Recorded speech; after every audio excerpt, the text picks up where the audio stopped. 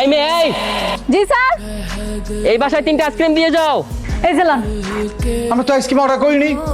তুমি নক না করে হুট করে বাসার মধ্যে ঢুকলে কেন? এইখানে একটা ভ্যান দেখছেন, আইসক্রিমের ভ্যান। এটা তো আমার গাড়ি।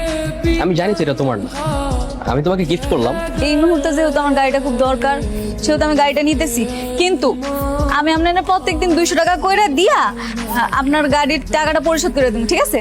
তুমি একটা আইসক্রিম বিক্রেতাকে ফ্রেন্ড বানিয়ে ফেলেছো? কেন বাবা, ওর সাথে ফ্রেন্ডশিপ করলে সমস্যা কোথায়? হ্যাঁ, আমাদের সমস্যা আছে। কাম করেন, ওরা দিয়ে ব্যবসা করান, ওই ব্যবসা করান। কাস্টমার লাগলে আমি দেবো, টেনশন নাই। এতক্ষণ আমি তোর লগে অনেক ভালো করে কথা বলছি, আর একটা খারাপ কথা কইলে তোর মুখ আমি খুলে রেখে দেব। 2 দিনের ভিতরে তোরা আমার ঘর ছেড়ে পালাবি, আর যদি না পালাস তোকে আমি দেখে নিবো। তুমি আজকে আমার সাথে চলো কোথায়? আমার বাড়িতে। কেন? কারণ আমি তোমাকে বিয়ে করব। আমি তোমাকে বিয়ে করে স্ত্রীর মর্যাদা দিয়ে বউ করে আমাদের বাসায় নিয়ে যেতে চাই। কারণ তোমার বাবা এটা কোনোদিনও মেনে নিত না। এমনিতেই তোমার সাথে আমার কিছুদিন দেখা হয়েছিল বলে তোমার বাবা আমাকে অনেক অপমান করেছে। তার মধ্যে এখন যদি তোমাকে বিয়ে করি, এটা উনি কখনোই মানতে পারবে না। দিশা, আমার বাবা বা আমার ফ্যামিলি মেনে নেবে কি নেবে না সেটা তুমি আমার উপর ছেড়ে দাও। সেটা নিয়ে তোমাকে তো ভাবতে বলিনি।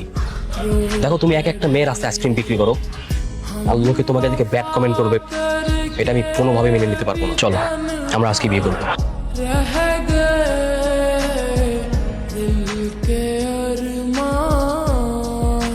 কি হয়েছে, তোমরা ফিরে আইছো কেন? মা, এই সমাজের ধনী গরিবের ব্যবধানের বেড়াতালে আমার আর নিশার সংসার আমার বাড়িতে হবে না।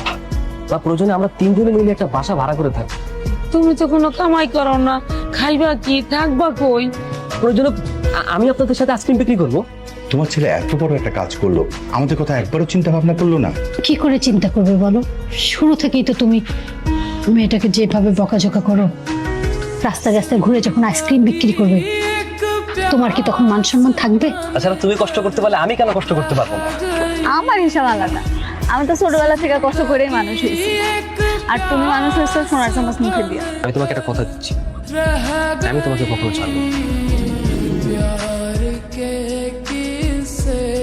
এসো স্বপ্না, এদিকে দেখো কাদেরকে নিয়ে এসেছি, আর কান্না করতে হবে না।